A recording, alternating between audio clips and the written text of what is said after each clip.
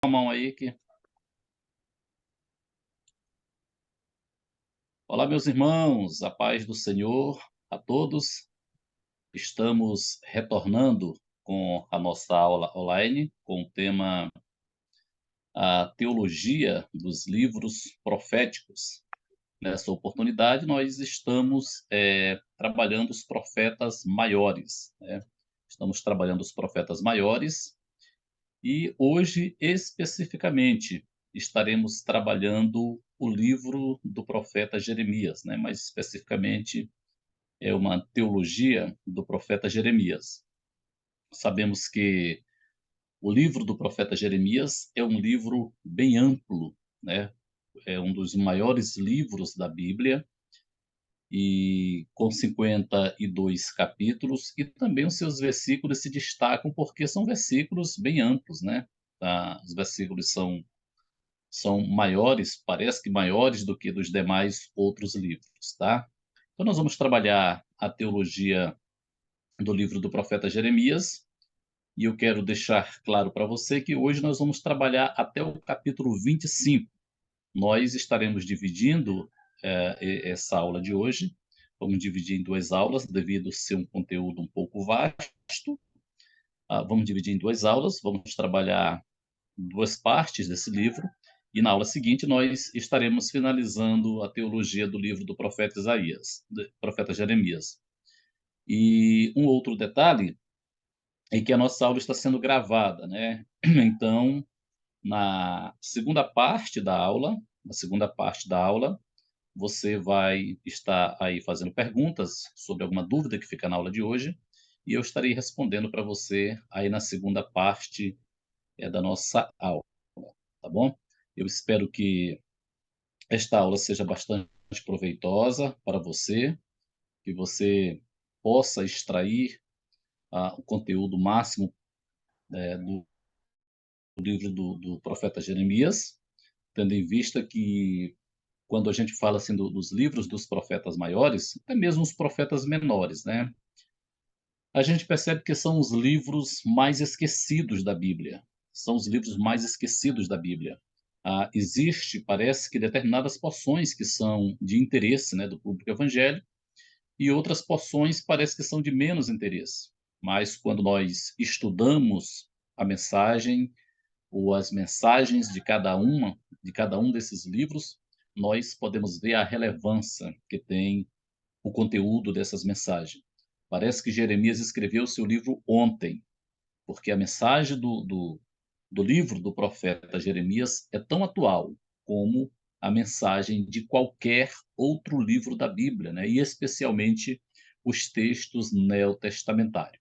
Bom, então vamos trabalhar a teologia do profeta Jeremias e vamos trabalhar de forma bem mais clara o contexto em que viveu o profeta Jeremias. Você vai acompanhando aí nos slides, né? Basicamente também aí o contexto que viveu o profeta Jeremias. E eu quero começar pelo título, né? O título do livro. Esse livro recebe o nome do seu autor humano, que começa com as palavras de Jeremias, né? Você já vai perceber isso no início do livro. O livro em si começa, de fato, com as palavras do profeta Jeremias, tá bom? E Jeremias narra a respeito da sua própria vida, mais do que qualquer outro profeta, né? Falando do seu ministério, das reações dos seus ouvintes, de provações e dos seus sentimentos pessoais, tá? Nós vamos observar dentro do conteúdo desse livro que ele parece ser um livro bem pessoal. Bem pessoal, por quê? Porque Jeremias, de fato, expõe muitas das suas tristezas, das suas amarguras, dos seus desalentos, de forma que os outros profetas não fazem isso. Não fazem isso. É tão tal que o livro das Lamentações é fruto exatamente dessa angústia que o profeta Jeremias escreve no seu próprio livro, né? Por quê? Porque parece que Jeremias sentia na sua pele o próprio pecado da nação de Israel. Então, Jeremias expunha a sua pessoalidade dentro desse livro como nenhum outro profeta do Antigo Testamento, né? O nome Jeremias, que significa Javé lança, né, no sentido de lançar uma fundação, ou Javé estabelece, né, que designa enviar. O nome também está de acordo com o conteúdo do livro, beleza? Passando para o nosso próximo slide, nós temos aqui o autor do livro e nós temos também a data. O autor não é tanta novidade, sabemos que o autor é o próprio Jeremias, né? Jeremias que era um profeta e também ocupou a função basicamente de sacerdote, e também era filho de um sacerdote, né, chamado Ilquias, que não era aquele sacerdote que achou o livro da lei lá na casa do Senhor, né? Mas Jeremias era filho de um sacerdote chamado Ilquias, né? E morava em uma pequena vila a aproximadamente uns 4,5 km ali nas proximidades da cidade de Jerusalém, né? Morava numa vila chamada Anatote, ali no nordeste de Jerusalém, mais especificamente nas terras que foram dadas ali à tribo de Benjamim, tá? E o que nós vamos observar exatamente nessa introdução básica da vida pessoal do profeta Jeremias, é que Jeremias ele praticamente tinha uma mensagem bem prática que era direcionada àquela nação. E Jeremias também não se cansava de anunciar a sua mensagem para aquela nação, ou seja, a mensagem que Deus havia lhe designado, Jeremias não se cansava de levar esta mensagem àquela nação. No seu ministério, ele foi exilado, aliás, auxiliado por um escriba chamado Baruque, a quem ditava as suas profecias e que tanto registrava suas palavras como tinha sob sua custódia, né? Os escritos compilado das mensagens do profeta, nós vamos ver na referência que está para você. Jeremias, que é conhecido como profeta chorão, teve uma vida cheia de conflitos por causa das predições de castigos que vieram por meio da invasão dos babilônios, né? Aqui nós temos basicamente os grandes conflitos que envolveram a vida do profeta Jeremias. Tendo em visto que o ofício profético envolvia também a denúncia de pecados, e não era de poucas coisas, eram de muitas coisas. O livro do profeta Jeremias, nós vamos observar que é um livro aonde ele denuncia todos. Não há uma classe dentro da comunidade judaica, não há somente uma classe a quem não tem o seu pecado denunciado.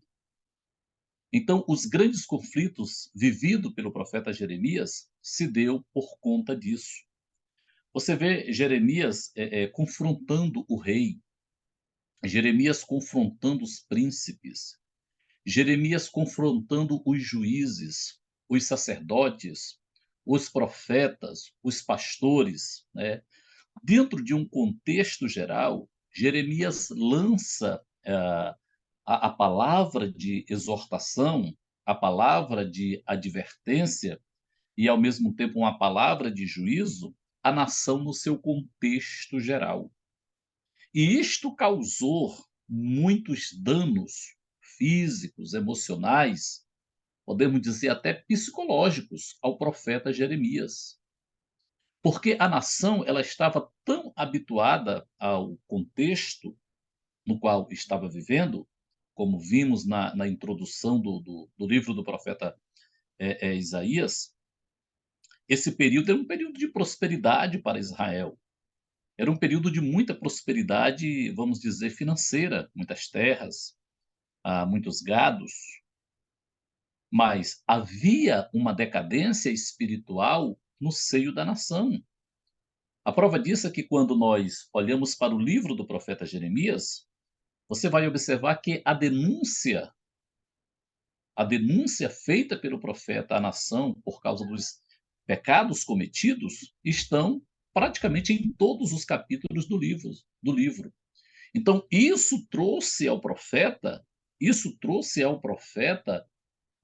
tremendas perseguições, né?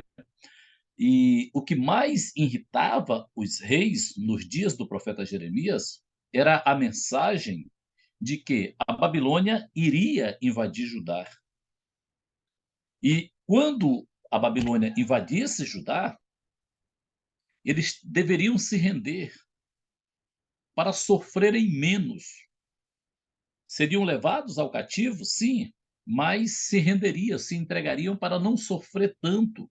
Então, esta mensagem também foi uma mensagem que perturbava os reis de Judá, tanto os reis como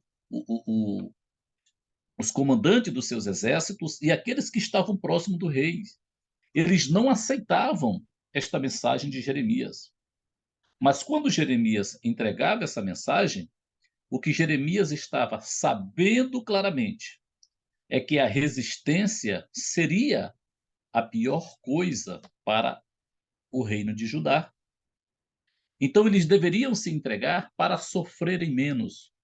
Mas os reis, que estiveram ali no período do profeta Jeremias, não aceitavam essa mensagem do profeta Jeremias, e eles entendiam que esta mensagem estava fazendo com que o povo se acovardasse ou se intimidasse perante os seus adversários. Ora, Jeremias conhecia bem, pelo menos por ouvir, a potência que era a Babilônia. A Babilônia estava dominando o mundo da sua época, e Jeremias sabia claramente que não havia chance para o reino de Judá contra a Babilônia. Então Jeremias entrega esta mensagem, e ao entregar essa mensagem, Jeremias é confrontado de forma muito severa. Ele foi ameaçado, tentaram tirar-lhe a vida, foi colocado em troncos, forçado a fugir do rei Eliaquim, humilhado publicamente por um falso profeta e jogado em uma cisterna, né? Isso foi basicamente alguns dos muitos sofrimentos, tragédias que passou o profeta Jeremias. O próximo slide diz: Jeremias exerceu um ministério essencialmente direcionado ao seu próprio povo de Judá. Precisamos entender isto.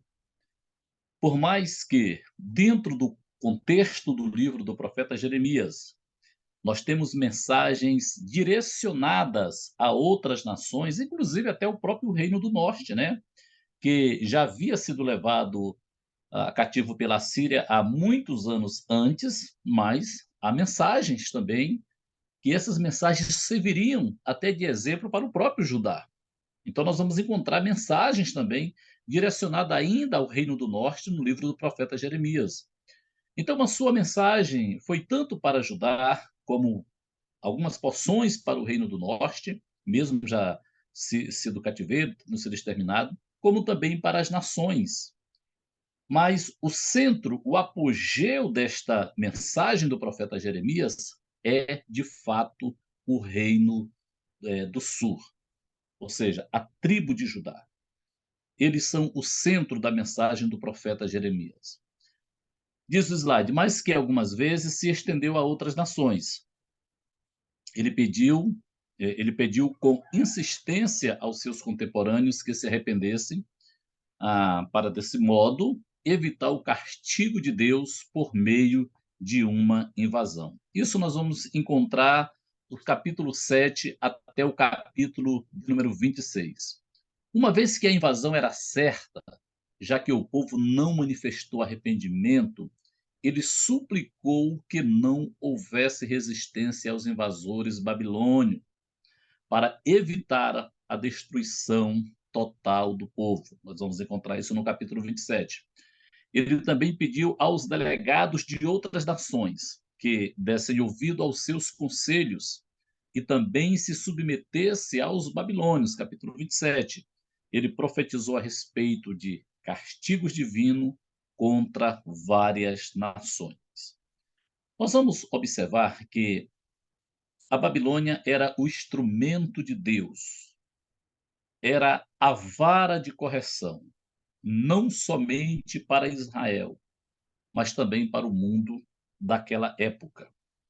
Quando nós dizemos que Deus, ele se revela na história, nós podemos ver essa revelação exatamente dentro deste contexto histórico dos livros do Antigo Testamento, da história veterotestamentária. Pois nesta revelação, o que nós encontramos? Nós encontramos a nação de Israel sendo rebelde, sendo desobediente a Deus em todos os aspectos. Em todos os aspectos. Vida moral, vida social, vida espiritual, tudo. E agora Deus levanta uma nação que não havia sido chamada por Deus. Quem era chamada era a própria nação de Israel.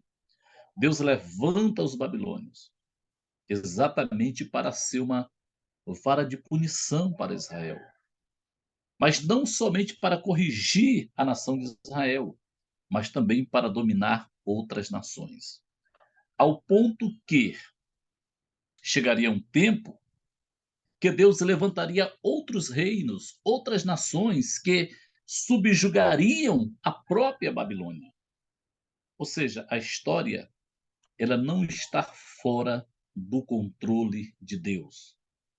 A história está nas mãos de Deus. Deus se revela na história.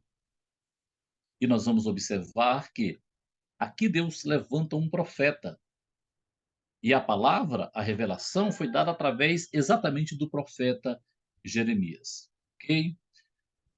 Esse próximo slide vai falar exatamente sobre as diversas provações que Jeremias passa. E nós destacamos pelo menos 10 dessas provações. Provações por ameaça de morte. Jeremias, como um profeta, como um porta-voz da antiga aliança, ele foi ameaçado de morte. Como eu já falei, porque a sua mensagem incomodava as pessoas. Em segundo lugar, provação por isolamento. Jeremias foi isolado, foi colocado na cisterna, foi colocado no cárcere, por diversas vezes. Provação por tortura no tronco, provação por prisão, provação por desafio, provação por destruição, por violência e encarceramento, provação pela fome, provação por corrente, a provação pela rejeição. Isso mostra como era a vida desse profeta, esse profeta que não se intimidou. Agora você pode perguntar, será se Jeremias ele sofreu frustrações na sua vida? Será se Jeremias não teve um momento que ele desejou, vamos dizer assim, também abandonar o seu ministério? Jeremias passa por essas provações. E a exemplo de nós, que também somos seres humanos, falhos, houve momento que Jeremias pensou em desistir. Porque as provações, às vezes, mexem com a nossa estrutura. E Jeremias via claramente nos seus dias a prosperidade do ímpio e o castigo sobre o justo, né? Vamos dizer o justo entre aspas. E houve um momento que o próprio Jeremias também questiona com Deus. Mas a nação não era tão justa como se pensava. Então Jeremias é submetido a diversas provações. A exemplo de nós também.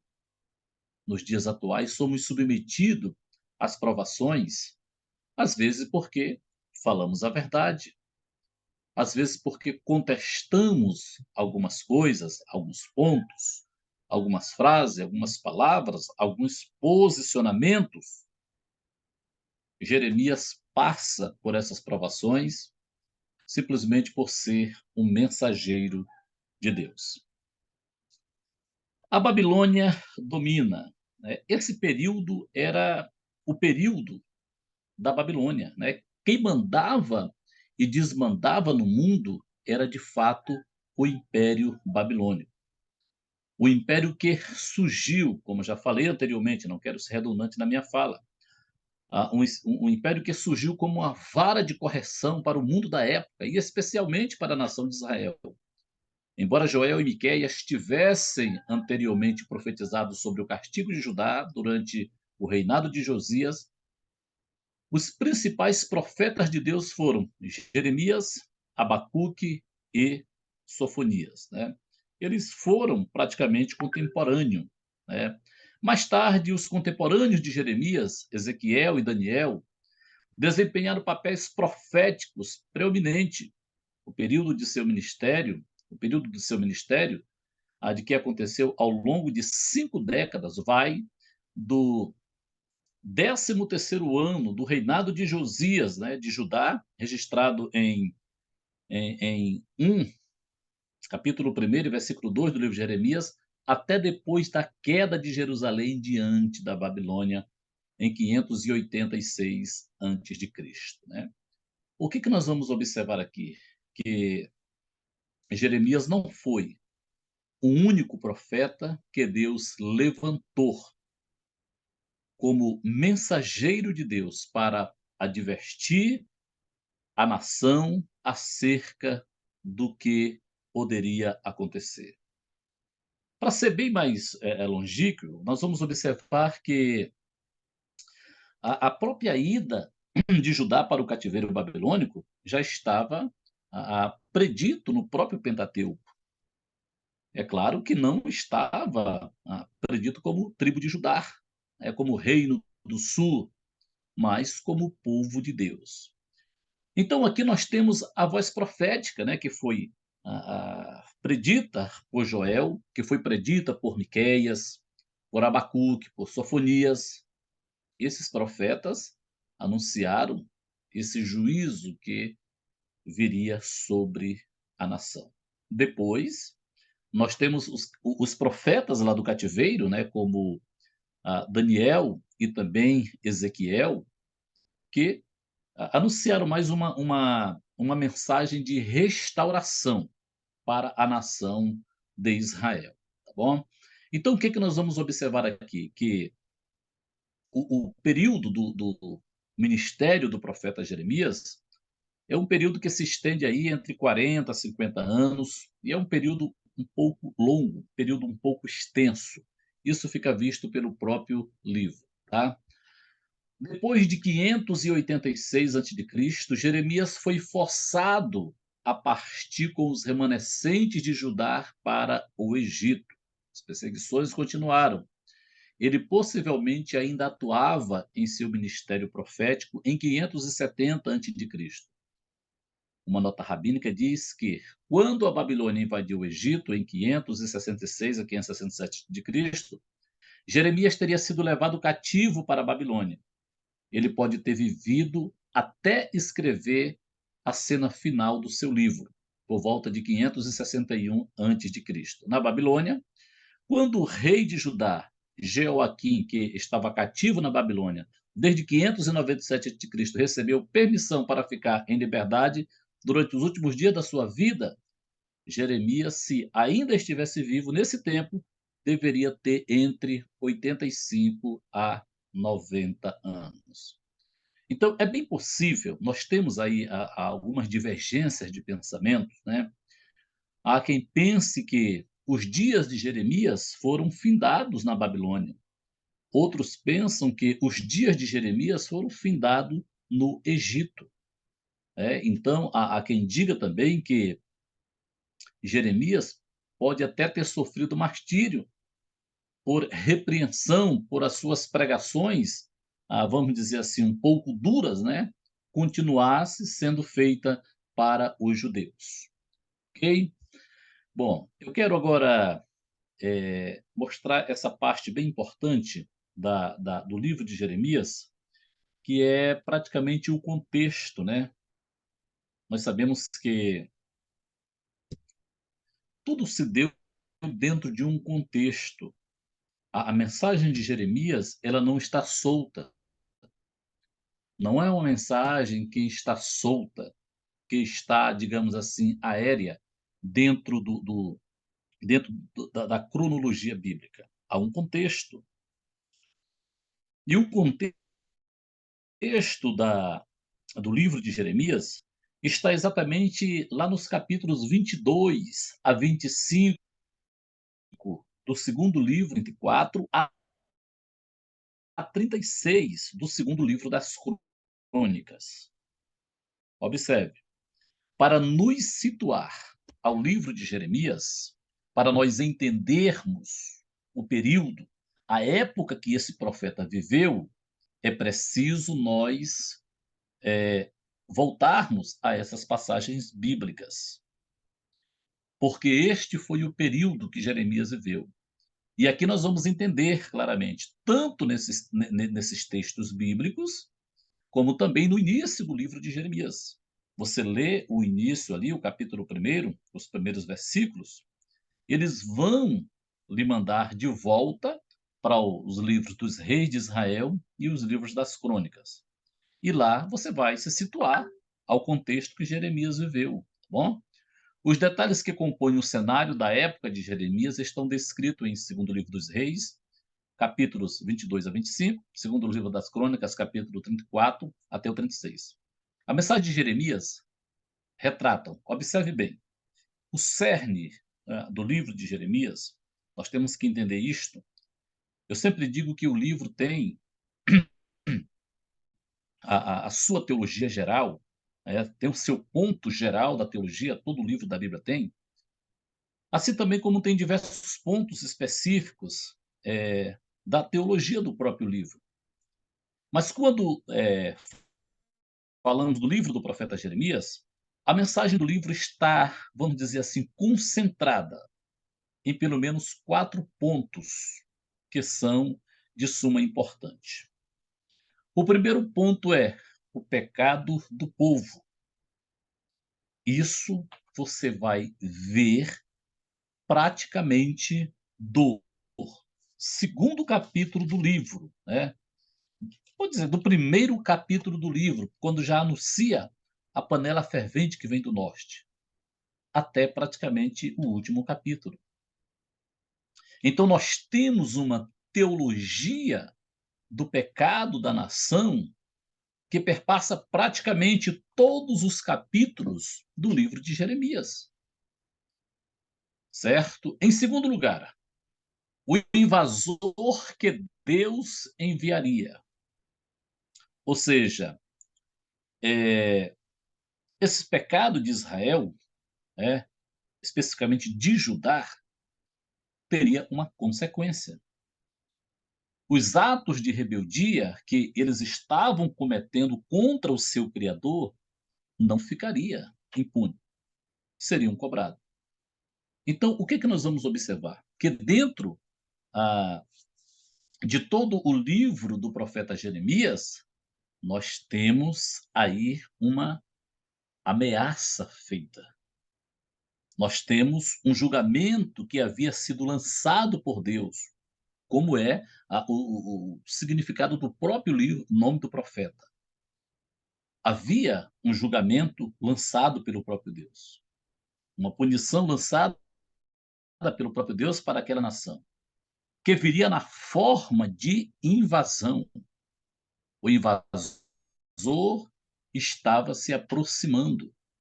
O invasor viria do norte. E isso Jeremias deixa claro em toda a extensão do seu livro, tá? O terceiro ponto, a cidade seria rigorosamente cercada.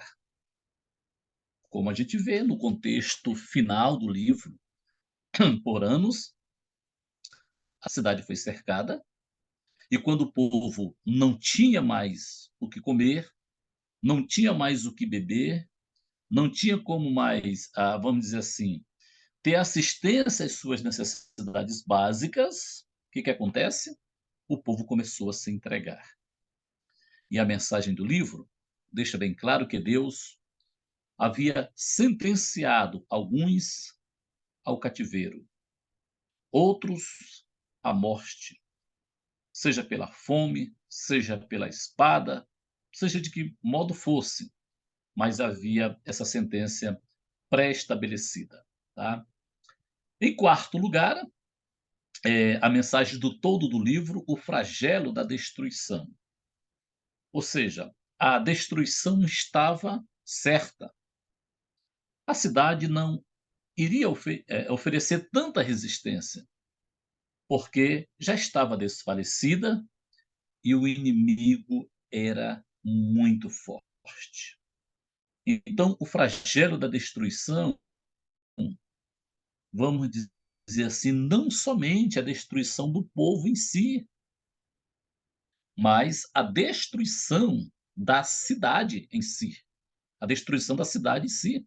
É tão tal que quando a gente vê o último período, né, quando o comandante do exército da Babilônia chega de fato a Jerusalém, vamos dizer, na última levada, ali por volta de 586, 587 antes de Cristo, a cidade é incendiada, o templo é destruído, as praças são destruídas, ou seja, nós percebemos uma destruição geral na cidade.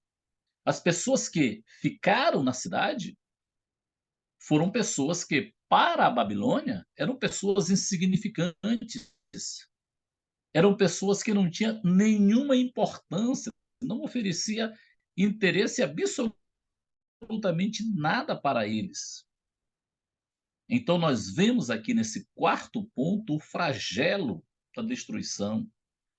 E, como eu já falei anteriormente, uma destruição predita, ao ponto de o próprio Deus falar por meio do profeta Jeremias que Jerusalém ia servir apenas de deboche. Aqueles que passassem por ela iriam assoviar, iriam memear sua cabeça, iriam dizer o que aconteceu com a grande cidade. Então, nós vamos observar que a cidade se tornou muito frágil em relação a toda a força do Império da Babilônia. A mensagem de Jeremias a respeito do iminente castigo por causa da idolatria e outros pecados foi proclamada por cerca de 40 anos. Ou seja, nós vamos observar, né, dentro desse contexto, que foram 40 anos. O profeta Jeremias anunciando, advertindo contra o pecado, expondo para a nação na sua totalidade, não era apenas uma classe da nação, era a nação na sua totalidade. É bem verdade que havia os remanescentes dentro dessa nação, mas vamos dizer assim, a parte maior já estava apodrecida. E Jeremias agora tem esse extenso ministério, falando para eles: olha, vocês se convertam, o mal vem do norte, o adversário está chegando, o inimigo está chegando, e quando ele chegar, ele não terá piedade. Né? Mas o que acontece? As suas profecias não foram ouvidas, não foram ouvidas, não foram atendidas. Para muitos, Jeremias era apenas um opositor. Suas profecias aconteceram durante o reinado dos últimos 5 reis de Judá, certo? Ou seja, Jeremias praticamente vê o fim do rei do sul. Vamos lá. A condição espiritual de Judá era de flagrante adoração a ídolos. Nós vamos observar que, dentro desse contexto, a nação é chamada de prostituta, que se prostituía debaixo das árvores. E nós não vamos entender esse termo, a prostituição da nação debaixo das árvores, como a prática de um ato sexual. Não é isso. A prostituição da religião. A nação fazia, ou seja, o povo fazia os seus altares debaixo de qualquer árvore para adorar outros deuses. Então, isso de fato, vamos dizer assim, causou essa irritação ao Deus de Israel, certo? Nós vamos observar no capítulo 2. O rei Acais, que precedeu seu filho Ezequias, bem antes de Jeremias, durante o ministério de Isaías, havia estabelecido um sistema de sacrifício de crianças ao deus Moloque, no vale de Inom, fora de Jerusalém. Isso lá por volta de 735 a 715 a.C. Ezequias fez uma reforma religiosa e purificou Jerusalém dessa prática. Mas seu filho Manassés retornou à prática do sacrifício de crianças, juntamente com outras atividades de idolatria que persistiram até os dias de Jeremias. Vocês estão observando claramente o que acontece? Nós vamos observar que Manassés, né, foi, perdão, Acais foi um dos reis de Israel, de Judá, que infiltrou essas barbárias, né, vamos dizer, até o sacrifício de crianças, a divindade Moloque, dentro da nação. Mas o que acontece? Deus levanta o rei Ezequias, que faz uma extinção em tudo isso, né? Acaba com esses sacrifícios. Mas o que aconteceu? A prática volta novamente no reinado de Manassés. Volta novamente no reinado de Manassés. Como diz a tradição, que possivelmente Manassés tenha sido responsável, o rei Manassés tenha sido responsável pela morte do profeta Isaías, talvez pela denúncia de tais pecados. E esse pecado, digamos assim, o oferecimento de crianças e sacrifícios, agora passa aos dias do profeta Jeremias. Isso a gente vai ver claramente na descrição do contexto histórico do livro, lá nos livros de Reis e também nos livros das Crônicas. Certo, pessoal? Vamos prosseguir para frente um pouquinho. Muitos também adoravam a Rainha dos Céus. Isso aqui é idolatria, que perpassa o livro de Jeremias, né? A reforma de Josias, que atingiu seu ápice em 622 a.C., forçou uma repressão exterior das piores práticas.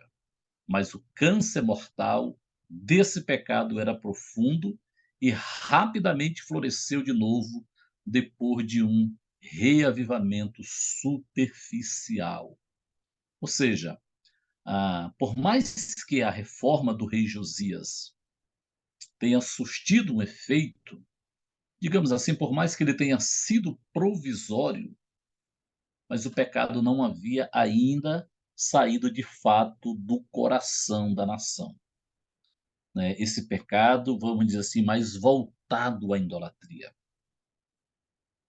Josias faz aqueles movimentos de reforma, como a gente vê claramente, né, no contexto histórico desse livro, certo? Mas parece que a reforma feita por Josias, ela não resolve tudo. E o que acontece? Poucos anos depois, tudo volta novamente a ser como era. É por isso que nós temos lá na descrição do capítulo 1º do livro do profeta Isaías, como também nós temos dentro do conteúdo do livro do profeta Jeremias, a falsa piedade no culto judaico. Lá no livro de Isaías, o próprio Deus abomina o culto que era realizado por eles. Tanto o culto como todos os elementos que preenchiam aqueles rituais. No livro de Jeremias, não é diferente. Deus também abomina todos os atos litúrgicos que pertencia ao culto judaico naquela época, porque Deus sabia que eles estava vindo, sendo mostrado ou demonstrado por uma falsa piedade. Porque eles ofereciam os sacrifícios, faziam os cultos, mas na prática, como diz o texto de Jeremias, eles usurpavam a justiça do justo. Eles se detiam debaixo das árvores, oferecendo sacrifícios a outros deuses. Eles rejeitavam a palavra de Deus anunciada pelo profeta Jeremias. Então, o que nós vamos observar aqui? A reforma feita pelo rei Josias, que foi pautada exatamente na palavra de Deus, porque ela se dá a partir do momento que ele encontra um livro da lei, essa reforma não tinha surtido o efeito que Deus gostaria que fizesse, que tivesse naquela geração. E anos depois, o povo volta novamente aos atos de idolatria. A falta de sinceridade religiosa, a desonestidade, o adultério, a injustiça, a tirania contra os desvalidos e a difamação prevalecia entre o povo como regra e não como exceção. Esse era, de fato, o estado de calamidade da nação de Israel nos dias do profeta Jeremias. Beleza, pessoal? Vamos para frente. No próximo slide, acontecimentos políticos de grande importância ocorreram nos dias de Jeremias. Se foi assombroso várias partes desse ministério de Jeremias, mas ele também foi privilegiado, né? Por quê? Porque Jeremias viu coisas que aconteceram somente mesmo no seu período. Por exemplo, a Síria viu o seu poder enfraquecer-se gradativamente. E então, em 626 a.C., Assurbanipal morreu. Ou seja, Jeremias vê praticamente o fim do apogeu do Império Assírio. A Síria ficou tão enfraquecida que, em 612 a.C., sua capital, Nínive, aparentemente invencível, foi destruída. Né? E quem é que chega lá? Quem é que destrói Nínive? Exatamente os babilônios. Né? Vamos lá. O livro de Naum vai deixar isso bem claro. Né? O Império Neobabilônico, sob o comando de Nabopolassar, em 625 a 605, tornou-se militarmente dominante com vitória sobre a Síria, em 612. Em 612 sobre o Egito, né, 609 a 605, e sobre Israel em 3 fases. Nós vamos observar que a Babilônia, nessa sua ascendência, ela vai de fato dominando o mundo. Ela vai de fato conquistando o mundo. Então Jeremias vai presenciar tudo isso, essa mudança nos reinos do mundo. Cai a Síria, cai o Egito, né? Cai o próprio reino de Judá e muitos outros impérios que não aparecem no contexto bíblico, mas eles caem, se dobram perante o Império Babilônico, e Jeremias presencia todos esses fatos. De uma forma mais clara, irmãos, de uma forma mais objetiva, eu quero situar agora vocês a todo o contexto do livro de Jeremias. Beleza? Nós falamos anteriormente que Jeremias ele atravessa aí basicamente 5 reinos no reino de Judá. Estou falando do reino de Judá agora, não estou falando dos impérios que existiam naquela época. Como Jeremias profetiza exclusivamente em Judá, ele vê, digamos assim, praticamente o início e o fim, de cinco reis, tá? Cinco reis, com exceção de Josias, né? Porque a sua profecia, a profecia de Jeremias, já começa no 13º ano aí do reinado de Josias. Mas o que eu quero com isso é situar você a esse contexto de Jeremias. Quais foram os reinos que reinaram durante a profecia de Jeremias? Ele começa no 13º ano do reinado de Josias. Josias, último rei temente de Judá, que realizou importantes reformas religiosas, tá bom? Vamos observar isso, que o reino do sul teve como rei temente o último Josias. Como eu falei anteriormente, por mais que ele tivesse, né, teve a boa intenção de fazer as reformas, mas o povo parece que não aceitou essa reforma de bom grado no seu coração, parece que foi algo mais momentâneo. Então Josias entra como o último rei que faz esse impacto dentro da nação, tá bom? Motivado em parte pela descoberta do livro da lei na casa do Senhor, tá? Em 622. O que motiva Josias, de fato, a fazer essa reforma foi o encontro do livro da lei. E aqui, queridos, a gente abre um parêntese, né? Sobre a importância de termos a palavra de Deus no nosso dia a dia. E de termos a Bíblia como a palavra de Deus. Porque o que motivou Josias, de fato, a fazer aquela reforma foi exatamente saber que a Bíblia é a palavra de Deus. E que ela deve ser um livro que faz parte da nossa vida prática diária.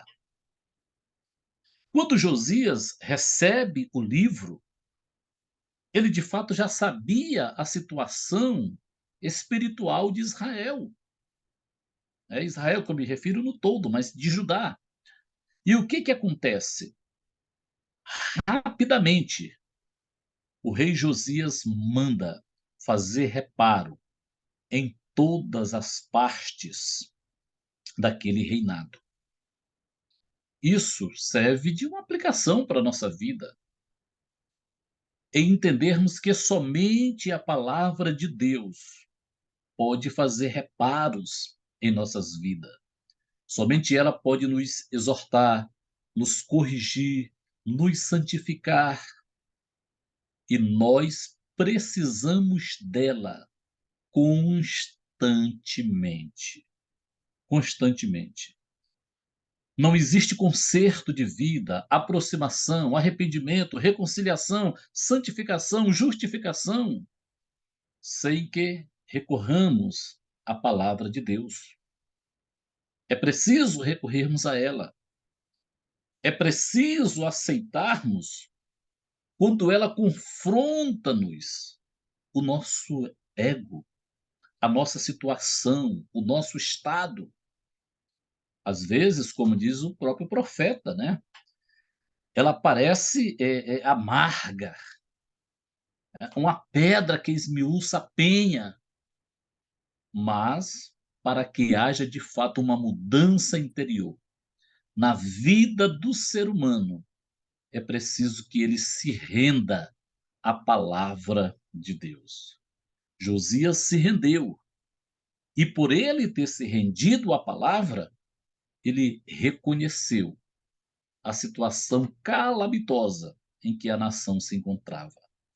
Porque a palavra é assim, ela mostra o nosso pecado, ela mostra a solução para esse pecado, mas ela mostra também a condenação. Então Josias não quis cair na malha em que caiu os reis que vieram após ele. E o que que ele faz? Ele faz uma reforma. Ele faz a sua parte, ele pega o livro da lei. E o mais interessante, sabe o que é, irmãos? É que o livro da lei estava perdido dentro da casa do Senhor, né? Quantas das vezes A palavra de Deus está perdida dentro de nós. Perdida no sentido de nós termos ela na mão, termos ela na mente, termos ela na ponta da língua, né? Mas às vezes não a temos no coração. Às vezes ouvimos ela, mas não queremos a entender. E por falta disso, nós perdemos, como diz Jeremias no seu próprio livro, que os pastores deixavam de prosperar porque haviam abandonado a palavra de Deus. Ok? Então, o que acontece? O primeiro rei, né, que Jeremias encontra nesse contexto profético da sua vida é exatamente Josias, o responsável por essas reformas. Depois do reinado de Josias, né, Jeremias também se encontra ali. Josias morre, né, morre lá na Batalha do Egito, quando houve uma batalha ali que o rei do Egito estava indo lutar contra a Babilônia, né, e Josias encabeça também nessa luta, e ali ele morre, né? Depois dele vem Jeoacás. Reinou apenas 3 meses, até que Faraó Neco removeu do trono e o levou para o Egito, onde ele morreu.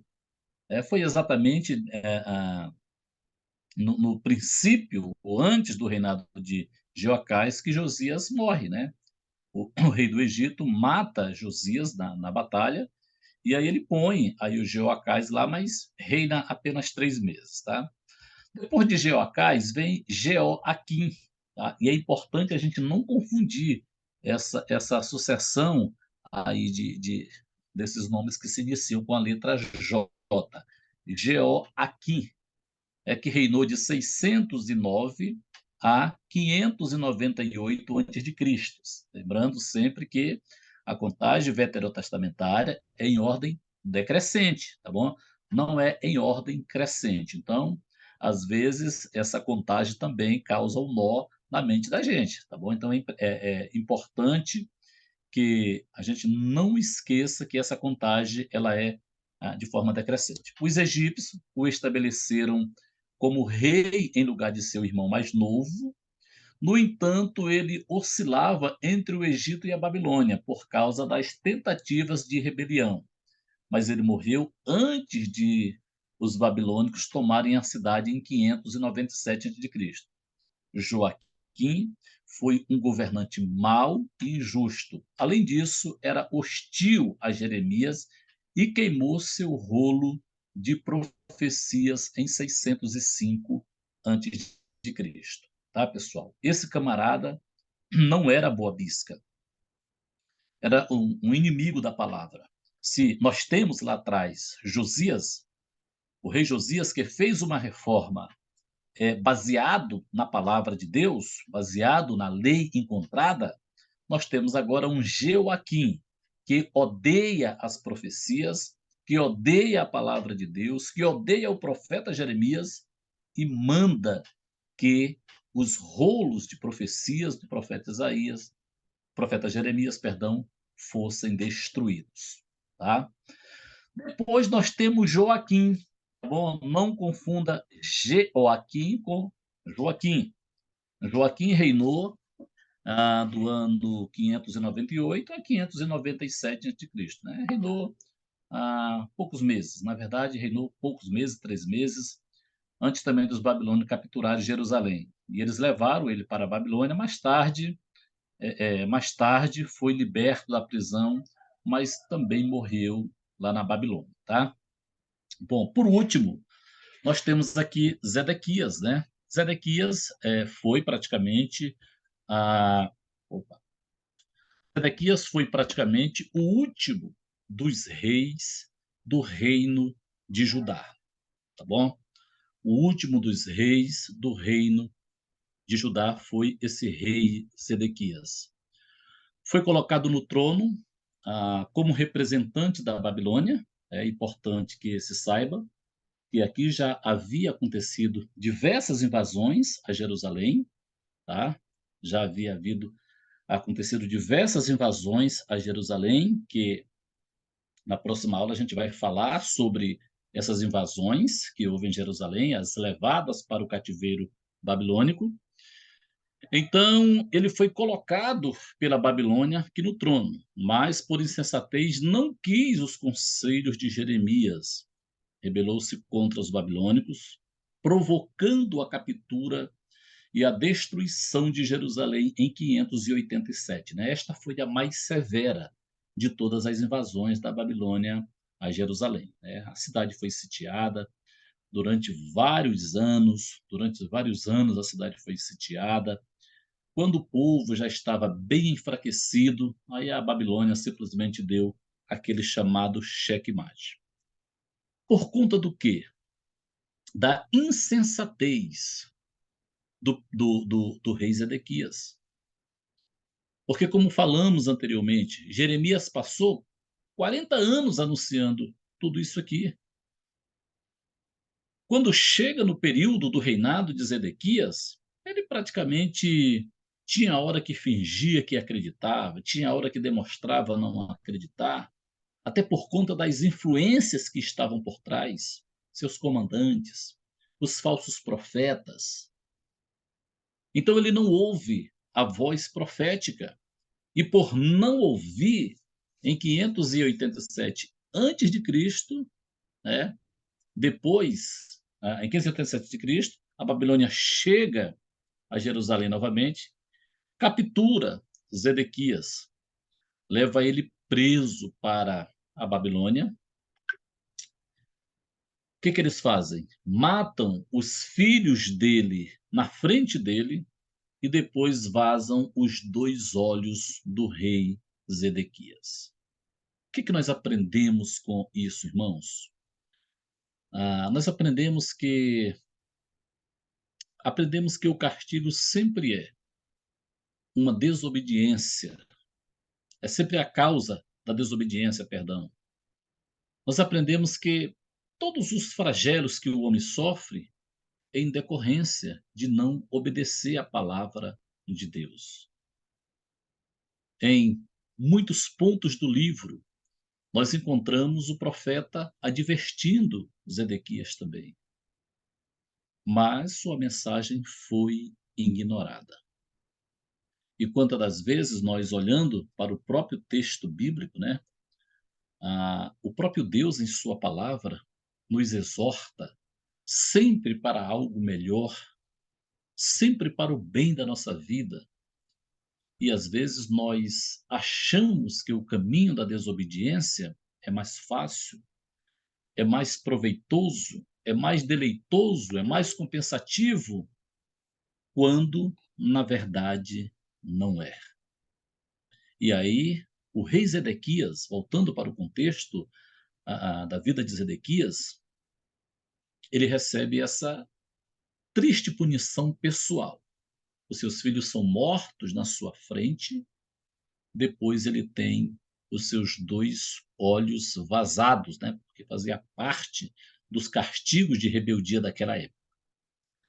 Ok, pessoal? E foi levado como prisioneiro para a Babilônia, e lá, né, depois de um bom tempo, Zedequias morre. Ok? Voltando aqui ainda um pouquinho para... Eu falei sobre aqueles 4 pontos anteriores da temática do livro de Jeremias, mas eu quero abordar mais um pouquinho sobre o tema, tá? E existe até uma similaridade, né, se eu posso dizer uma similaridade, mas assim um pouco distante, entre a mensagem e o comportamento escriturístico e profético entre Jeremias e Isaías, ou Isaías e Jeremias, né? Porque ambos estão praticamente falando para o mesmo povo, estão denunciando o mesmo pecado, anunciando a mesma esperança. Mas o que nós vamos perceber? Nós vamos perceber que Deus respeita o estilo de cada profeta. Enquanto o profeta Isaías lança a palavra de Deus dentro do seu próprio estilo pessoal, assim um estilo, vamos dizer assim, mais agressivo, mais punitivo, mais de juízo, o profeta Jeremias anuncia a mesma palavra, porém em um estilo mais brando, parece que mais amoroso. Ou seja, existe várias formas da gente anunciar a justiça e a verdade. Há quem prefira falar a verdade de uma forma mais dura, mais real, vamos dizer assim, por mais que seja verdade, né? E há outros que preferem falar essa verdade de uma forma mais branda. Então, nós vamos ver esse contraste, né? Não é é um contraste existente. Isaías e Jeremias, ambos levaram a mensagem de condenação ao Israel apóstata. Enquanto que o tom de Isaías é vigoroso e severo, o de Jeremias é moderado e suave. O primeiro leva uma expressão de ira de Jeová contra o pecado de Israel, e o último, uma expressão de seu pesar por causa dele. É por isso que Jeremias é chamado o profeta chorão, porque parece que ele sente o peso do pecado da nação. Ao repreender Israel, Isaías imergiu sua pena no fogo e Jeremias sua a sua nas lágrimas. Isaías, depois de sua denúncia da iniquidade de Israel, prorrompeu em êxtase de alegria ao ver a antecipação da independência vidoura. Jeremias teve um vislumbre do mesmo acontecimento feliz, mas esse não foi suficiente para enxergar-lhe as lágrimas ou dissipar a névoa do seu pesar pelo pecado de Israel. Por causa desse último fato, Jeremias é conhecido como o profeta das lágrimas. O que abaixo se segue servirá como tema de seu livro.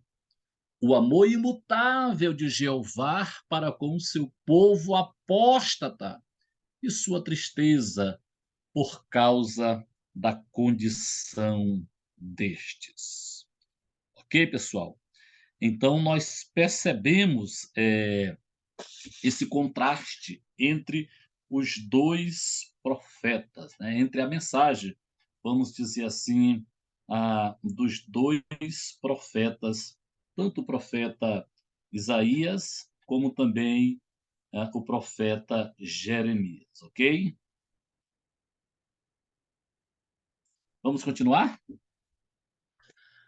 Autor, a gente já sabe que era o próprio Jeremias, né, que residia ali na pequena vila de Anatote, já falei sobre isso, então eu vou passar aqui um pouquinho o slide para que fique melhor para nós, tá bom? Vamos lá, continuando aqui. A esfera de ação do livro. Já falei para vocês que o livro do profeta Jeremias tem aí a sua esfera de ação, né? Envolve aí um período de 40 anos, ou seja, praticamente 4 décadas, né? A profecia de Jeremias é bem extensa, é longa, é prolongada, e mesmo assim não foi o suficiente para fazer esse povo ruim se arrepender, tá bom? Então, todos os acontecimentos contidos no livro têm esse período de tempo, e uma coisa que vocês devem levar em consideração, que devemos levar em consideração, pessoal, o livro do profeta Jeremias não está escrito em uma ordem cronológica, tá bom? O conteúdo do livro é fragmentado, então não se pode pensar ou imaginar que os episódios, os acontecimentos estão na sucessão de capítulos contidos no livro. Só esta observação. Conteúdo. O livro, na sua totalidade, como vocês sabem, abrange aí 52 capítulos, tá? Vamos trabalhar uma síntese de pelo menos 25 capítulos do livro hoje, tá bom? Nesse tempo que nos resta. Eu fiquei aí, passei praticamente quase uma hora nessa parte introdutória do livro, porque eu entendo que isso é de suma importância para que se entenda a mensagem do livro, tá? Não se pode, digamos assim, querer conhecer o livro, a mensagem do livro, sem que se conheça essa parte introdutória do livro do profeta. Então, a gente precisa ter conhecimento dessa parte introdutória, tá bom?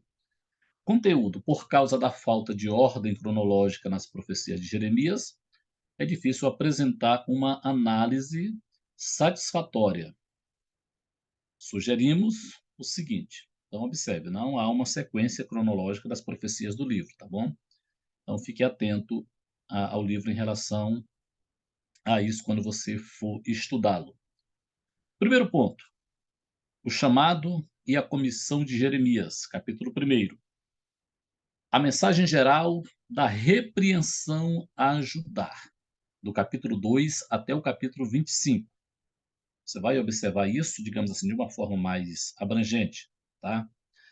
Terceiro, uma mensagem mais detalhada de repreensão de juízo e de restauração, capítulo 26 até o capítulo 39. Quarto, mensagem depois do cativeiro, capítulo 40 ao 45. Então você observa que as partes fragmentadas do livro estão bem presentes, né? Tem mensagem para depois do cativeiro babilônico, né?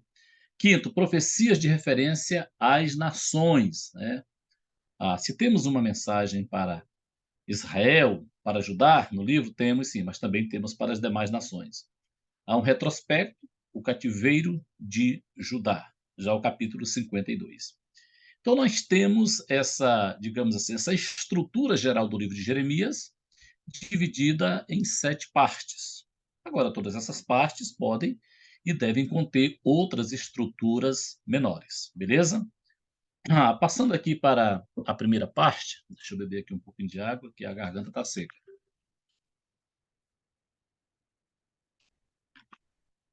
Passando para a primeira parte, pessoal, é o chamado do profeta Jeremias, tá? Aqui nós já vamos já de uma forma mais clara, objetiva, já entrarmos direto no livro do profeta Jeremias. Nós falamos anteriormente, vou até voltar ao slide, que, observe, capítulo 1º, o chamado do profeta, e do capítulo 2 até o 25, a mensagem geral da repreensão a Judá.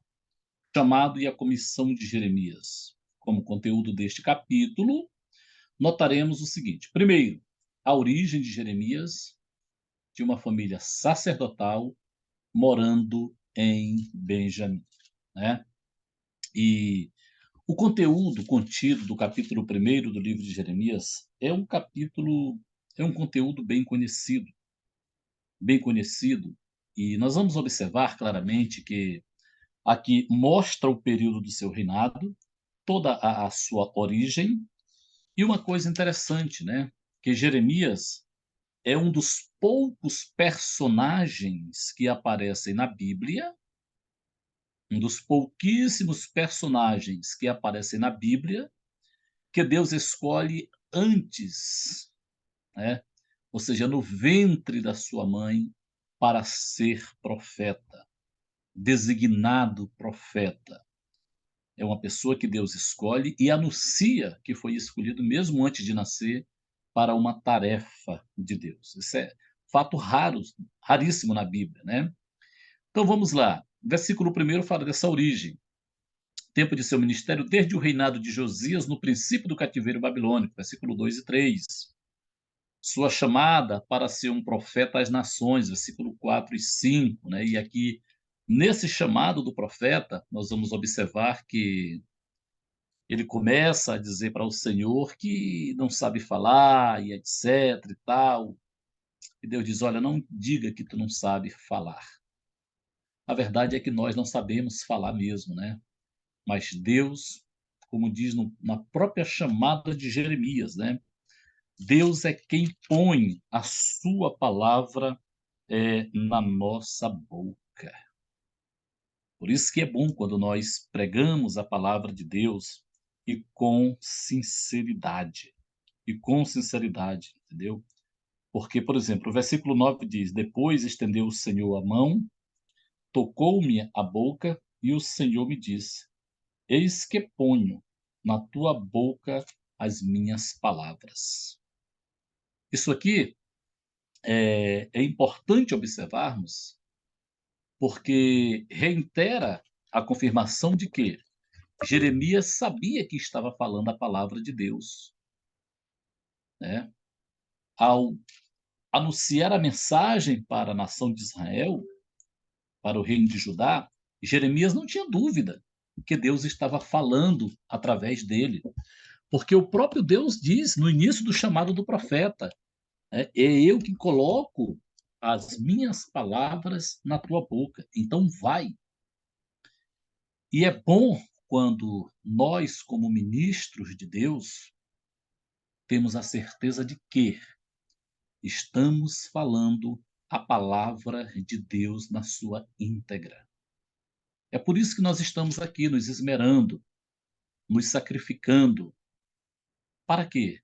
Para não entregarmos a palavra de Deus de forma errada, de forma equivocada, de forma que venha satisfazer a nós. Não. A palavra deve ser entregue na sua íntegra.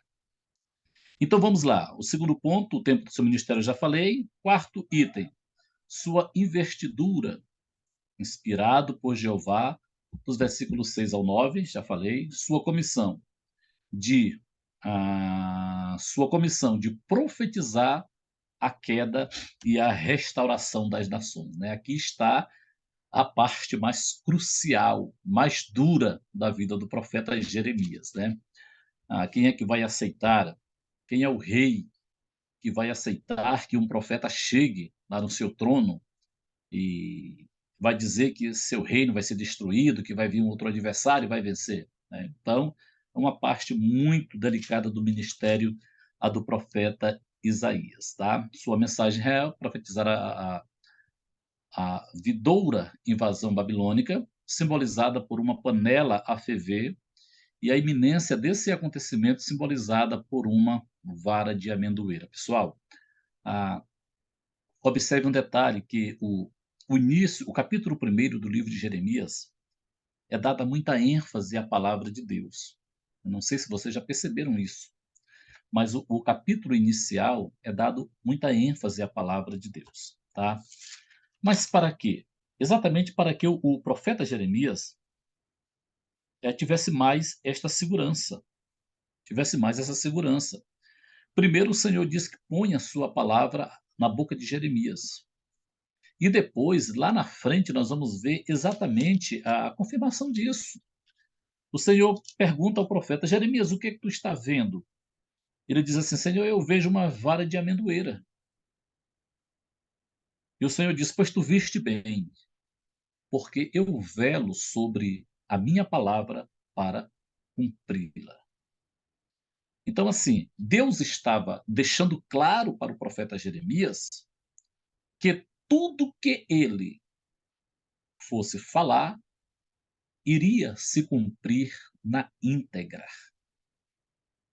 para que Jeremias tivesse mais confiança e a certeza de que Deus estava falando através dele. Qual é a conclusão de tudo isto?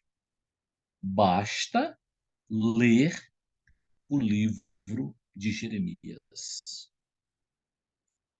Porque Jeremias, né, em um adágio bem popular, nas suas profecias, Jeremias dá nome aos bois. E ele já começa no capítulo 1º, quando ele tem a visão da panela fervente. Ele diz: o mal vem do norte. Então Jeremias diz quem eram os pecadores. Jeremias aponta os pecados. Jeremias prediz a opressão. Jeremias diz o nome dos opressores. E Jeremias diz até quantos seriam os anos de opressão. Então, o capítulo 1º do livro, é importante porque Deus transmite ao profeta exatamente esta confiança na palavra do próprio Deus. Bom, o item 7 é as palavras animadoras de Jeremias, né? Então, aqui é uma síntese, um esboço do capítulo primeiro, tá? A segunda parte é a chamada, a mensagem geral de repreensão a Judá. Todos irmãos, esse conteúdo, ele vai do capítulo 2, né, como está na divisão, até o capítulo de número 25, tá bom? O conteúdo desta sessão é o seguinte: a primeira mensagem de Jeremias a Judá vai do capítulo 2 até o capítulo 3, versículo 5. Nesta mensagem, Jeová repete o passado de Israel e recorda-lhe suas bênçãos e libertações recebidas, repreendendo por sua apostasia atual, sua autojustiça e a idolatria, e pede-lhe que se volte para ele. Essa parte aqui, nós vamos até ver que o livro de Jeremias é sempre repleto de poesias, né? E aqui Deus fala de forma poética, né? Deus fala de forma poética para a nação, e Deus até mostra assim, o seu amor por a nação. Nesse texto, Deus mostra o seu amor pela nação, mas Deus também exorta ela, né? Deus exorta e mostra que na linguagem figurada aqui, Deus trata Israel de uma forma esplêndida, né? De uma forma esplêndida. Deus mostra quem eles foram no passado, né? Deus mostra o propósito de Deus para a nação. Deus mostra de onde Deus tirou eles, a forma como Deus exaltou eles, o lugar que Deus colocou eles. Ou seja, em outras palavras, Deus mostra o seu amor na íntegra por esta nação. Mas o que que acontece? Eles não aceitavam esse amor de Deus. Eles parece que não queriam este amor de Deus. A exemplo de outros profetas, né, que se levantaram na história bíblica, a Deus mostra claramente que muitos feitos ele fez por causa da nação. Mas quando nós chegamos exatamente no capítulo de número 2, nós vamos observar que já começa a denúncia. E a denúncia ela é feita de modo geral, certo? Deus começa a denunciar as injustiças, Deus começa a denunciar os sacerdotes, os pastores, os profetas, né? Mais na frente, os reis, os príncipes. Deus faz uma denúncia geral, por quê? Porque o que estava levando de fato esse povo à decadência moral, à decadência espiritual, era exatamente o comportamento da sua liderança. Se Josias foi responsável por grandes reformas, né, e isso mostra o caráter de Josias, e nesse período o povo, né, por mais que, não sei, talvez de forma superficial, tenham se voltado para Deus, mas Deus estava denunciando agora através de Jeremias essa liderança, porque Deus sabia que essa liderança detinha a influência espiritual, moral sobre a nação. Então, o capítulo 2 e o capítulo 3, nós vamos encontrar essa mensagem de Deus, né? Mostra um pouco do histórico da nação, os propósitos de Deus para com eles, mas Deus também expõe para eles os pecados cometidos e o mau exemplo daquela liderança. A segunda mensagem, a segunda mensagem de Jeremias, que vai do capítulo 3, capítulo 3, versículo 6, até o capítulo 6 e o versículo 30 é o seguinte: Jeová recorda a Judá o fato de ter lançado fora de sua vista as 10 tribos, né? A gente volta lá para o reino do norte. Como eu falei anteriormente, aqui nas profecias de Jeremias nós temos o exemplo do que aconteceu com o reino do norte, que foi levado cativo para a Síria em 722 a.C., né? Então Deus recorda a nação aqui o que havia acontecido com seus irmãos, né? Por causa da sua idolatria, e que em lugar de receber a demonstração pelo que aconteceu, as 10 tribos continuaram no mesmo pecado, ou seja, não se consertaram. Do 3, versículo 6 a 10, o Senhor logo apela ao reino do norte, né? Logo apela ao reino do norte em cativeiro, de se arrepender, exprimindo seu amor para com ele e fazendo promessas de restauração nos últimos dias. Em seguida, dirige a ajudar a exortação de arrependimento e, ao fracassar este apelo, pronuncia sobre ele o juízo da invasão babilônica. Ou seja, eu acho que a mensagem mais nítida, mais clara, que foi transmitida para o reino de Judá foi exatamente o exemplo do reino do norte. O exemplo do reino do norte. Eu não sei qual a falsa esperança em que mantinha o reino do sul no seu pecado, mantinha Judá no seu pecado. Porque o mesmo que sucedeu com o reino do norte, sucedeu também com o reino do sul. Deus levantou profetas, Deus denunciou o pecado, e o reino foi levado ao cativo. E, no entanto, as duas tribos, Judá e Benjamim, não tomaram por exemplo. E aqui Deus denuncia e diz: olha, o que aconteceu com eles também vai acontecer com vocês, vocês podem ter certeza, caso vocês não se arrependam, certo? Mais na frente, discurso do capítulo 7, né? Discurso à porta do templo. Aqui você vai ver na leitura do próprio capítulo 7 que o profeta já faz um discurso lá na porta do templo, né? E o tema desse discurso é o seguinte: por causa do formalismo de Israel no culto, sua idolatria, sua violação à lei de Deus, a sua recusa de seus mensageiros, sua apostasia universal e, aliás, é incurável. Jeová entregará a terra à invasão e espalhará seus habitantes pelas nações, tá, pessoal? Aqui nós temos uma parte que já vai apertando mais o cinto, né?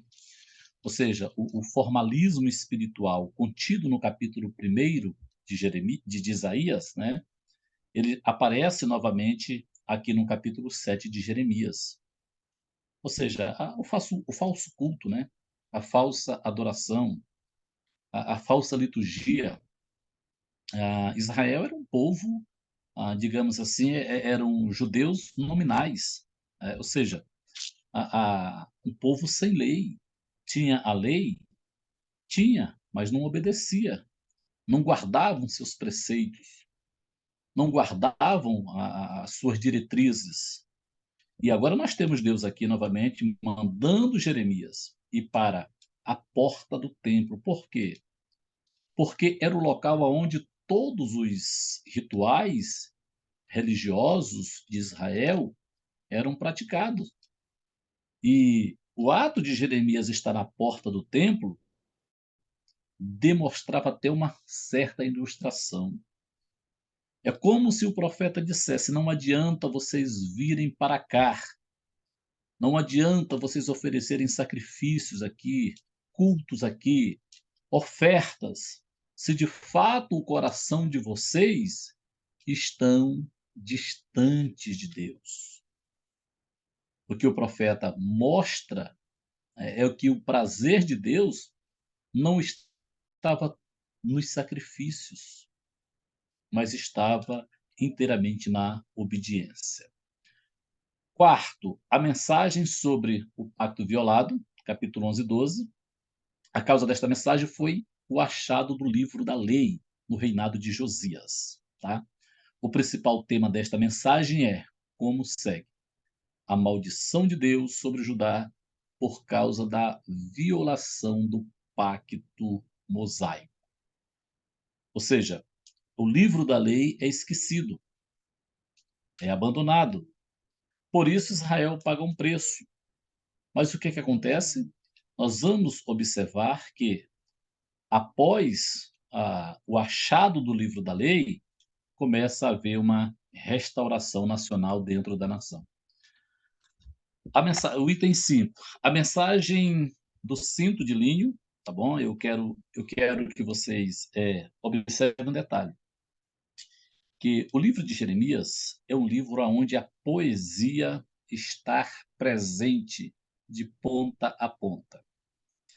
E que a maioria das mensagens contidas no livro do profeta Jeremias são mensagens que estão sendo transmitidas de forma simbólicas.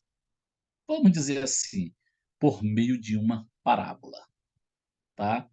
E aqui nós temos, por exemplo, a mensagem do cinto de linho, né, que no próprio texto, basta só você olhar atentamente para o texto que você vai encontrar o significado da mensagem, tá? A mensagem do cinto de linho, capítulo 13, pelas ações simbólicas do profeta, impôs um cinto enterrando na margem do Eufrates, e em seguida, desterrando, simbolizava a eleição de Israel por Jeová para que fosse seu povo, sua rejeição por causa da sua rebelião e sua humilhação deles por meio do cativeiro babilônico, certo? Você vai observar que em cada mensagem dessa há um significado, uma verdade que Deus estava transmitindo para o povo. Sexto, profecias motivadas por uma seca em Judeia, capítulo 14 e 15. Jeremias, reconhecendo esta seca como castigo de Deus, faz intercessão pelo povo, capítulo 14. Mas chegou a ser tão incurável a iniquidade de Israel que a intercessão já não tinha nenhum valor. Ainda que Moisés e Samuel, dois dos maiores intercessores de Israel, rogassem por eles, embora a nação inteira esteja condenada ao julgamento de Deus, pré preservar um remanescente do qual Jeremias é representante. Aqui, pessoal, nós temos uma das partes tristes do livro, quando o pecado não tem mais jeito. Ou seja, quando não tem mais jeito, certo? Aí você pergunta, mas é possível não ter mais solução para o pecado? Sim, sim, neste caso. É o tipo de pecado aonde que nós encontramos na Epístola de João, que o apóstolo vai dizer, olha, por esses eu peço que nem ore. Por exemplo, no livro de Jeremias, você vai encontrar algumas vezes o próprio Deus pedindo para Jeremias nem mais orar pelo povo. Olha que tristeza, né? E aqui nós vamos observar que o próprio Deus fala, né? Ainda que Moisés e Samuel viessem interceder por este povo, não teria mais jeito. Agora, uma coisa a gente pode ver que o grande problema aqui não é a falta de perdão. O problema aqui está na falta de busca pelo perdão. Não era que Deus não queria corrigir, aliás, perdoar o povo. Era o povo que não queria ser corrigido por Deus. É o povo que não queria ser corrigido por Deus. Então, queridos, a gente observa aqui que Israel estava de fato numa situação decadente, uma situação espiritual muito decadente mesmo. Próximo item, 7. O sinal do profeta solteiro foi ordenado a Jeremias a não se casar, como um sinal de iminência dos castigos divinos, cujo terror faria com que o estado de solteiro fosse preferível ao de casado, certo? Por quê? Porque a iminência do cativeiro, né, é muito difícil para um pai ver os seus filhos, a sua esposa, a sua família fugindo no ato de uma invasão, porque a punição seria de fato a invasão. Então Deus ordena para Jeremias para que ele não se casasse. Como adicionais sinais do mesmo acontecimento, ordena não fazer luto, porque desde que Deus tirou a paz de seu povo, somente uma consolação falsa poderia ser dada. Também ordena que não participe mesmo dos prazeres lícitos, porque, em vista da iminente punição, esses seriam uma zombaria. Verso 9. Através das calamidades profetizadas neste capítulo, aparecem alguns raios de esperança para Israel. Ou seja, os remanescentes estavam ali. Havia as palavras de denúncias, de ameaças, de punições, sim, mas havia também uma palavra de esperança para a nação. Item 8. A mensagem referente ao sábado. Sábado era um sinal do pacto de Israel com de Deus com os filhos de Israel. Assim é que a violação do sábado seria equivalente a violar o pacto de Deus e trairia a pena profetizada por Jeremias, né? A mensagem profética no Antigo Testamento, né, no seu contexto geral, nós vamos sempre saber, irmãos, que ela se dá em relação ao pacto. Israel, é por isso que Israel é chamado povo do pacto. Né? E o pacto de Deus com a nação estava dotado de muitos mandamentos, preceitos e ordem. E aqui entra a questão do sábado, que era um pacto de Deus exclusivamente com Israel. E uma coisa que deve ser observado, não tinha fins salvíficos, certo? Não tinha fins salvíficos. Por que eu falo sobre isso? Porque há muitos cristãos, né? Vou dizer assim, até assembleiano, com dúvidas em relação à questão de guarda de sábado, com medo de que, se não guardar o sábado, não vai para o céu. Não existe isso. Primeiramente, vamos entender que esse pacto é feito entre Deus e a nação de Israel, e não tinha fim salvador. Ok? Próximo. O sinal da casa do oleiro, está no capítulo 18, capítulo 19. Por sinal, são textos muito conhecidos mesmo. O poder de Deus de tratar com as nações segundo sua soberana vontade simboliza-se pela formação do vaso pelo oleiro. Deus pode moldar Israel como o oleiro faz com o vaso. Se forem rebeldes, ele pode destruir o vaso. Se arrependerem, podem tornar a fazê-lo. Como Israel persiste em sua apostasia, Deus o rejeitará. Isso é simbolizado pelo quebrar do vaso. Ou seja, por mais que haja uma soberania de Deus em relação a todos nós, mas há também uma responsabilidade humana. Essa soberania de Deus, ela não vai interferir na responsabilidade humana. Isso precisa ser entendido também por nós. Deus tem poder sobre todas as nações? Tem. Deus faz o que quiser com o vaso, assim como o oleiro também faz. Não é isso? Sim. Mas tem um detalhe. Deus, Deus não interfere na vontade do vaso, em se tratando de nós, seres humanos. A responsabilidade é nossa. Se o vaso não quer prestar, o que Deus vai fazer por ele? Deus não pode fazer nada. O exemplo é a nação de Israel. Deus levou a mensagem, Deus levantou os profetas, mas o povo não quis se arrepender. Não é que eles estavam predestinados a isso, de forma alguma. Deus sempre mostrou o caminho da vida e o caminho da morte para eles. Eles preferiram o caminho da morte. Da mesma forma, para conosco. Nós temos esse exemplo típico. O oleiro tem o poder sobre o vaso? Tem. Mas o oleiro, certo? Nesse sentido, nesse texto, o oleiro impõe, ou seja, permite que o vaso assuma as suas responsabilidades perante si. A primeira perseguição de Jeremias, capítulo 19, verso 14 até o capítulo 20, versículo 18. A predição de Jeremias referente à destruição de Jerusalém aborrece o filho de um sacerdote chamado Pazur, o qual profetizou a segurança de Jerusalém. Começa mais os conflitos de uma forma mais intensa, certo? Por quê? Porque Jeremias aqui já tem aí a sua mensagem de forma bem mais direta, e não é aceita, essa mensagem não é aceita.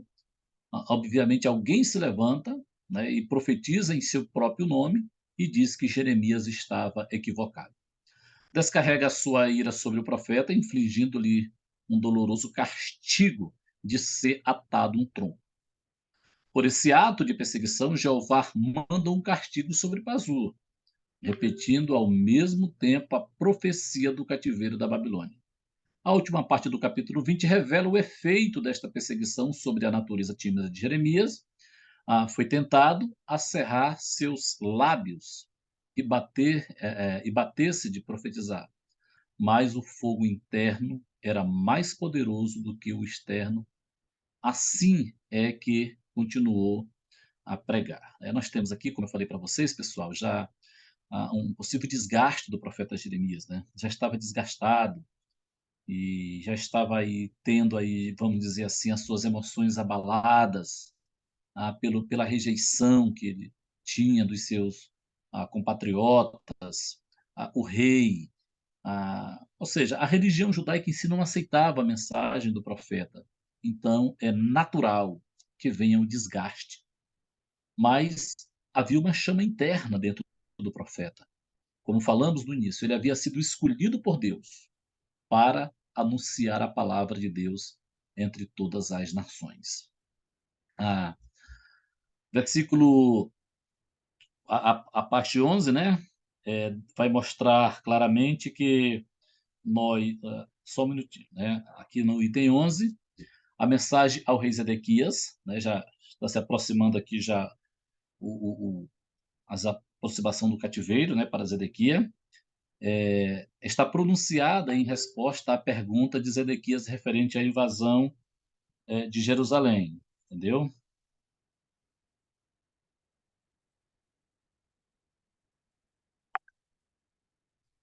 Ok.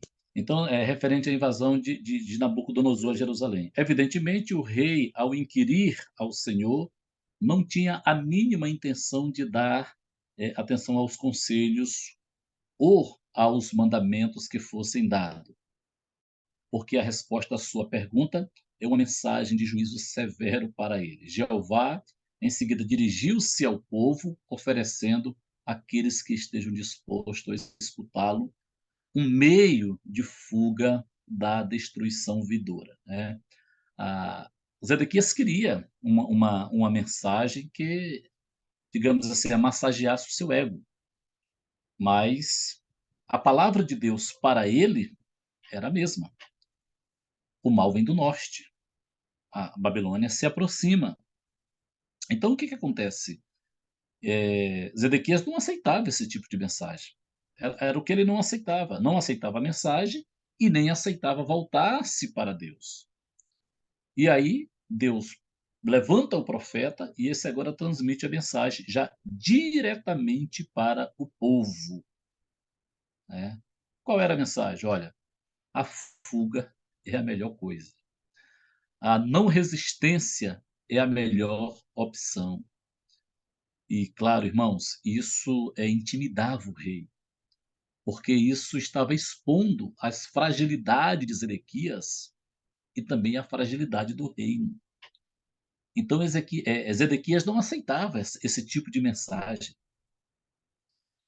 Próximo ponto, depois de oferecer à casa real um meio de escapar ao juízo vindouro, uma fuga que pode realizar-se, eles executavam o juízo e a justiça, versículo 21 do 11 ao 14, como exemplo da certeza da retribuição divina. Jeová relembra a Zedequias a sorte dos 3 reis que lhe precederam, provavelmente repetindo as mensagens que foram dirigidas a este: Salu, o Joacás, e Joaquim, Conias, o Joaquim. Deus é tão bom, Deus foi tão bom com Zedequias, que o próprio Deus, ainda falando com esse indivíduo, Deus relembra as mensagens anteriores. Mensagem dada aos outros reis. Ou seja, Deus sempre parte do princípio do exemplo. olha, o que sucedeu com estes vai suceder contigo, caso tu não se arrependa. Mas Zedequias não quis. Tem 12, Jeová falou acerca dos ímpios reis de Israel. Olha Deus usando novamente o exemplo lá do reino do norte, né, das 10 tribos. Agora promete a vinda do rei justo, o Messias, quem restaurará Judá e Israel. Nós temos um ponto a observar, eu falei para vocês lá no capítulo 1 do livro de Jeremias, que a ênfase ali é muito bem dada à palavra de Deus, né? Ou seja, o poder que a palavra de Deus tem em se cumprir. Por mais que se estenda uma sentença de punições, de julgamento, de advertência, de castigo dentro do livro de Jeremias, mas nós vamos observar que a preservação dos remanescentes está também ali. E nessa passagem, especialmente lá no capítulo 25, perdão, capítulo 23, versículo 5, nós vamos observar que por mais que haja uma sucessão de reis que sentaram-se do trono de Davi, foram reis corruptos, nós vamos observar que Deus promete restaurar ainda o reino de Judá. Capítulo 23 contém, em sua maioria, uma denúncia dos falsos profetas, que, em vez de exortar o povo a arrepender-se pelas advertências do julgamento iminente, acalmavam com uma esperança falsa, prometendo paz e segurança.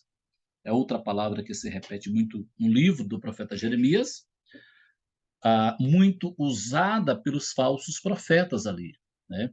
Enquanto Jeremias profetizava, falava sobre a vinda dos juízos vindouros, os falsos profetas sempre diziam que não, que era paz, paz e paz que eles estavam vivendo e que iam viver.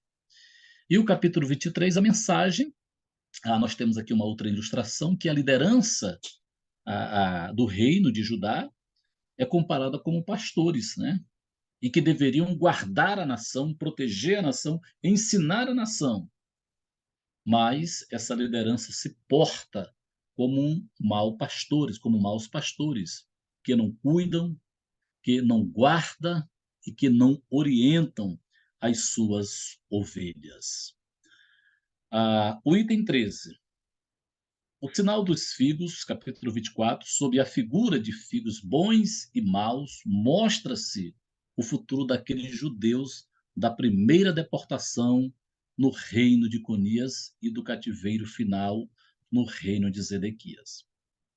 Os primeiros seriam restaurados e restituídos à Palestina. Os últimos seriam entregues à espada e espalhados entre os pagãos, tá? O capítulo 25, do 1 ao 4, contém uma profecia dos 70 anos do cativeiro de Judá, que será seguida pela destruição de Babilônia, os opressores de Israel. O item 15, sob a figura do campo de vinho, do furor, é exposto o juízo de Deus sobre as nações, tá? O capítulo 25, pessoal, nós já vamos ter aqui, de forma mais clara, a duração do cativeiro babilônico.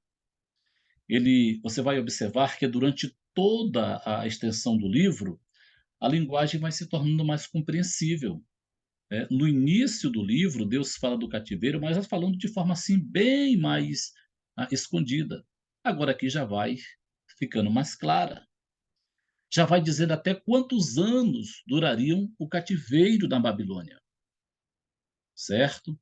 Então, o anúncio dessa mensagem, ela já fica vindo de uma forma bem mais clara e mais bem nítida. Ok, pessoal? Quero, nesse momento, deixar claro a todos que o livro do profeta Jeremias é um dos livros muito fascinante do Antigo Testamento. E que, como eu falei no início da aula, a mensagem contida neste livro, ela é tão atual como a mensagem de qualquer um outro livro da Bíblia. E nós vamos encontrar, né, dentro do contexto deste livro, sempre esse ar da denúncia divina, Deus denunciando o povo, mas uma denúncia feita com amor, chamando sempre esse povo a um arrependimento para que posteriormente fossem restaurados. Nós vamos observar nessa primeira parte do livro a força que o pecado tem na vida do ser humano, a influência que ele pode exercer na vida do ser humano, o quanto que ele pode cegar o homem e como também as punições por causa deles, né, por causa do pecado, elas estão presentes. Ou seja, o pecado não confessado vai sempre gerar essa destruição. A falta do arrependimento vai sempre gerar essa destruição. Nós vamos ver nessa primeira parte do livro do profeta Jeremias a calamidade que entra a nação de Judá, o reino de Judá, por falta desta obediência à voz de Deus. Tá bom? Deus abençoe a todos, no nome do Senhor Jesus. Na próxima aula, nós estaremos finalizando o conteúdo do restante do livro do profeta Jeremias. Deus abençoe você, no nome do Senhor Jesus. Alguma dúvida, alguma pergunta? Na próxima aula, nós estaremos procurando responder, procurando lhe atender.